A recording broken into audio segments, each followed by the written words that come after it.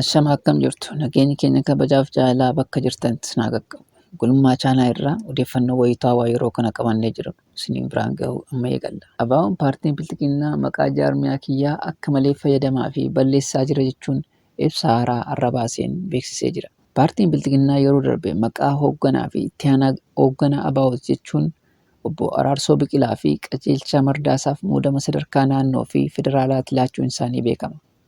Kanuma bu'uura godhachuun ABO'n dhimmicha ilaalchisuun ibsa karaa feesbuukii isaa gadhiiseen gochaa kana mormee jira. Uummata Itoophiyaa fi idil addunyaa filannoon Itoophiyaa waxabajjii bara 2021 gaggeeffame ulaagaa filannoo kan hin guunne ta'uu isaa irra deddeebinee beeksisaa turres jedheera. Deemsi filannichaa jalqabarraa kaasee kan waliin dha'uu fi alseerummaan guutame waan ta'eef filannoon kun ifa bilisa akka hin turre ifoomse. Itoophiyaa keessatti kan adeemsifame filannoo osoo hin taane diraamaan paartii Bilxiginnaa akeeka isaa galmaan ga'uu fi deemsa dimokiraasii gara dabarsuuf taasisa jechuunis ifoomseera. Paartiin Bilxiginnaa paartii seera ala addawaawii diigee tartiiba seera ala waan hundaa'eef aangoo ittiin filannoo gaggeessu hin qabu jechuunis mormee jira.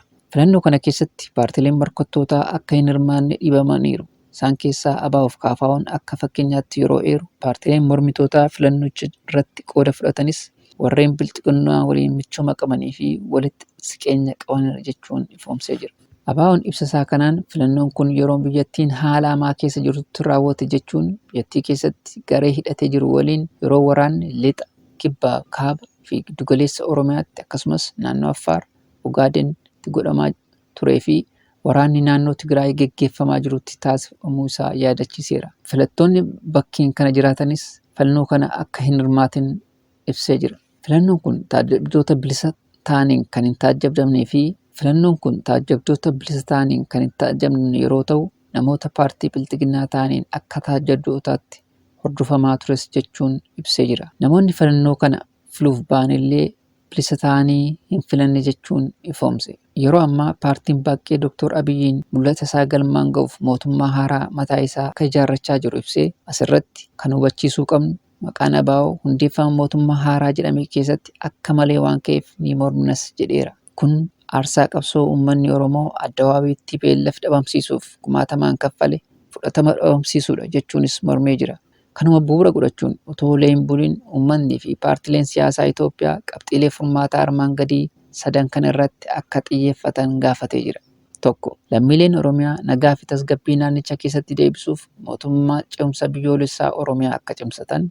2. Sabaaf sablammii biyyattii kanaan mootummaa biyyaalessa baraaru uummanni biyyattii akka hundeeffatee nagaa fi tasgabbii deebisuun filannoo ifaa fi bilisa fedhii uummata Itoophiyaa bakka bu'u akka qopheessu. 3. Hawaasni idil addunyaa tokkummaan rakkoo gadi fagoo Itoophiyaa mudateef furmaata akka dhiyeessanii fi qooda fudhattoonni hundi akka gara mariitti dhufaniif dhiibbaa akka irratti uumu gaafatee jira. Kabajamtoota Gulummaa Chaanaal. Ibsa adda bilisummaa Oromoo karaa peejii isaa feesbuukii afaan Ingiliffaan baase asumaan akka hordoftan isin affeerree jirra. Turtii waliin gooneef hedduu isin galateeffanna. Yuutuubii keenya sabskiraayib gochuun nu jajjabeessuu akka itti fuftan asumaanis isin affeerree jirra. Turtii gaarii.